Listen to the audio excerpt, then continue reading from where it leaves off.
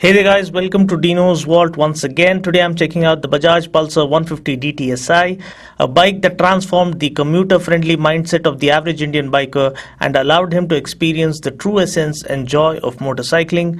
A bike that was a revelation in the Indian biking history, a bike that was a rebellion against convention and run-of-the-mill stuff, and a movement that brought along a sense of freedom, delivering us from the made-for-mileage bikes, thereby allowing us to break free from the ordinary.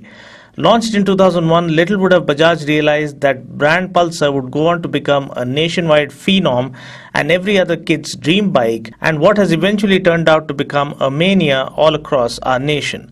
The bike introduced a proper street-naked concept and brought with it several firsts to the Indian biking scene as it continued to evolve and get better and better with each upgrade. Be it the disc brakes or backlit switches or digital speedos or twin LED tail lamps or nitrox shock absorbers or alloy wheels, auto-cancelling turn indicators, etc., all this came as standard as the Pulsar brand grew bigger and bigger as time flew by. Though we had bigger Pulsars surfacing with the changing times, this particular bike, the Pulsar 150 DTSi, still happens to be one of the best-selling motorcycles in its segment even to this very day. The reason I'd like to attribute to its stupendous success is the amazing value for money proposition that has always been Pulsar's strongest selling point ever since its inception. Getting the maximum bang for our hard-earned buck is what every Indian mindset is looking for, and that is where the Pulsar comes out shining through. I have owned the preceding Pulsar 150 UG 4.5 model myself, and what I loved most about the bike was that it was an all-rounder offering good engine refinement, superb pickup, and really decent fuel economy of around 58 kmpl. This bike eventually remains the same as the model I had owned, but body graphics pattern has been updated now. I believe this sticker pattern was introduced in 2014. The Pulsar's design silhouette when introduced was a well ahead of its time design, and therefore it doesn't feel outdated even to this day. The wolf-eyed headlamp with black housing and blackened visor looks modern and striking. The stickering on either side of the headlamp housing makes it look more racy. The blackened suspension forks with contrast colored front fender further enhance its visual appeal. Coming to the profile, the bike looks sharp and sleek while also carrying forward its muscular looks with the huge fuel tank and extended tank cowls.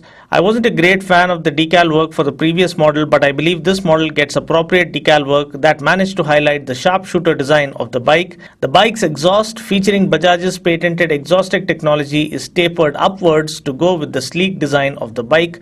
The tail section is sharper and lifted up, making the bike look more new age.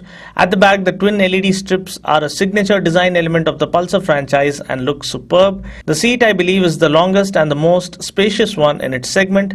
It offers ample room for the rider as well as the pillion. The seat, however, is slightly on the harder side. The split handlebars are of good quality and overall fit and finish is extremely satisfying considering its price. We do get the trademark backlit switches and we do get a high beam flasher as well as an engine kill switch. We get a push button starter as well as a kick starter here for the 150, because the Pulsar 180 onwards we only get a push button starter. The speedo is part digital, part analog. We get an analog tachometer, whereas the digital display contains the speedometer, odometer and 2 trip meters. Talking about the engine specs, powering the Pulsar 150 is a 4-stroke air-cooled single-cylinder 149cc DTSi engine that puts out a max power of 15.06 PS at 9000 rpm and a max torque of 12.5 Newton meters at 6500 rpm. This comes mated to a 5-speed gearbox. Talking about my test ride experience, the bike has over the years become more sporty and rigid.